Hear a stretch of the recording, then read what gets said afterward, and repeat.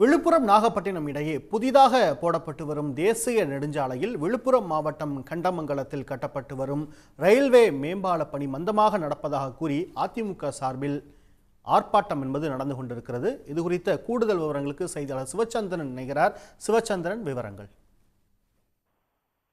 விழுப்புரம் நாகப்பட்டினம் இடையே 194 கிலோமீட்டர் தொலைவில் ரூபாய் 6431 கோடி மதிப்பில் புதிய 4 வழிச்சாலை பணியானது கடந்த 2 ஆண்டுகளுக்கு முன்பு தற்போது வரை அந்த பணியானது நடைபெற்று வருகிறது.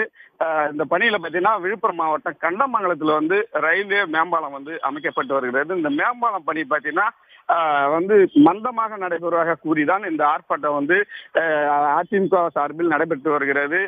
வானூர் சட்டமன்ற அதிமுகவினுடைய வானூர் சட்டமன்ற உறுப்பினர் சக்கரபாணி தலைமையில தான் இந்த ஆர்ப்பாட்டமானது நடைபெற்று வருகிறது.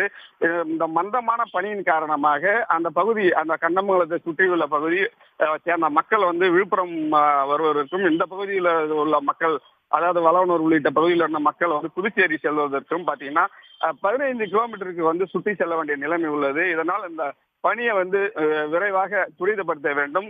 இதை மந்தமான பணியை கவனிக்க தவறிய ஒன்றிய பாஜக அரசை கண்டித்து தான் இந்த ஆர்ப்பாட்டமானது தற்போது தொடங்கி நடைபெற்று வருகிறது. இதில் 250க்கும் மேற்பட்ட அதிமுகவினர் கலந்து கொண்டு ஒன்றிய பாஜக அரசுக்கு எதிராக முழக்கமிட்டு இந்த பணியை விரைந்து முடிக்க வேண்டும் என்ற கோரிக்கையின் அடிப்படையில் தான் இந்த ஆர்ப்பாட்டம் தொடங்கி தற்போது நடைபெற்று வரும் காட்சியை தான் நேரடியாக நாம் பார்த்துக் கொண்டிருக்கிறோம்.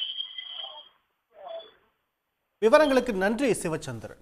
உடனுக்குடன் செய்திகளை தெரிந்து கொள்ள சன் நியூஸ் பெல் ஐகானை கிளிக் பண்ணுங்க.